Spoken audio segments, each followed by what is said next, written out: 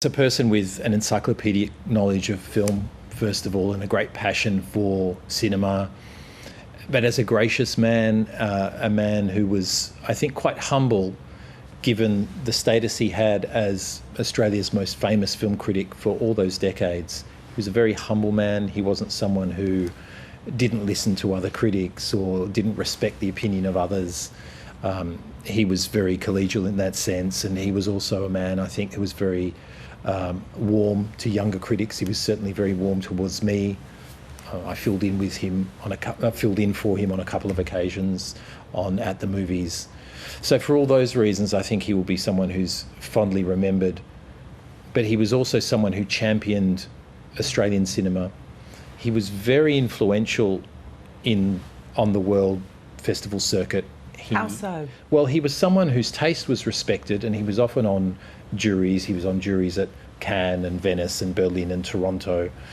But he was someone whose opinion was very much respected, and as someone who had spent many years as artistic director of the Sydney Film Festival during a time when there was a renaissance of film in this country, he was someone who was like a bit of a link between the local film scene and the international festivals of importance. I mean, people like Jane Campion, who came up, of course, through our film school system and our film industry, were the sorts of filmmakers that he was able to then champion or introduce to important people connected to Cannes and other festivals. So he was very instrumental, I think, in showcasing Australian cinema to the world, but also in bringing world cinema to Australia.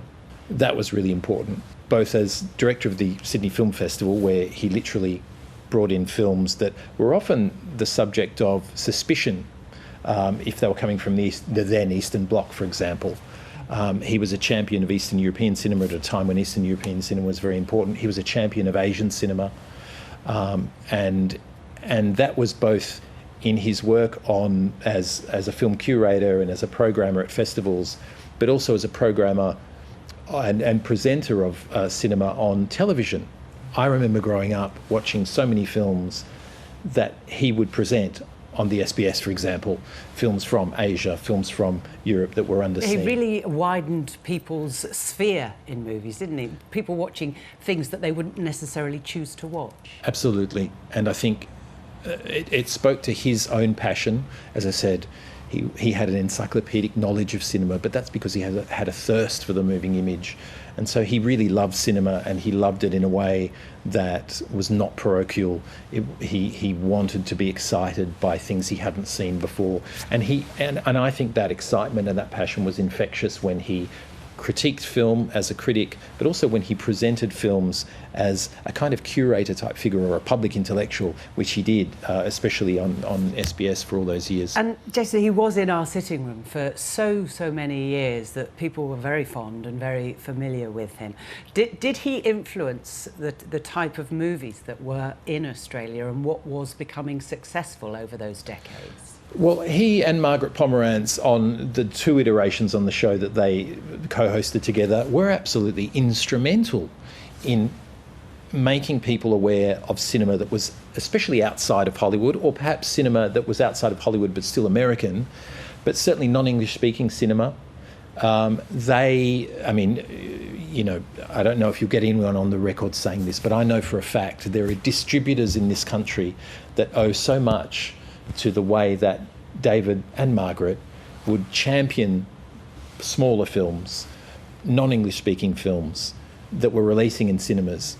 These distributors knew that if there was a small Spanish film or an Asian film that they had seen and was good quality, thanks to their platform, they would direct audiences to these films. And it was very important. And it meant that for many years, and still today really, because I think we still have that legacy, Australia is a great place in all the English-speaking nations to release non-English speaking films, and it's largely thanks to their very cosmopolitan taste, and of course David in particular has, it predated that cosmopolitan taste, was already there as director of the Sydney Film Festival and a general sort of enthusiast on the scene before that. The tribute from the family is absolutely lovely, and they've said to people, what would be special is if you all go away and watch your favourite movie tonight in memory of David, and his was Singing in the Rain. Yeah, exactly. Yes, a film about filmmaking. Yeah, it was, and it's a great film. Yeah, absolutely. He would be so chuffed to think that people would be sitting down tonight on the couch watching a film in his memory. He loved watching films on the big screen, of course, but he also, I know, had his own little setup at home where he'd enjoy the pick from the many films he had in his collection. So, yeah, he'd love that. Thank you so much, Jason, for your tribute. Thank you.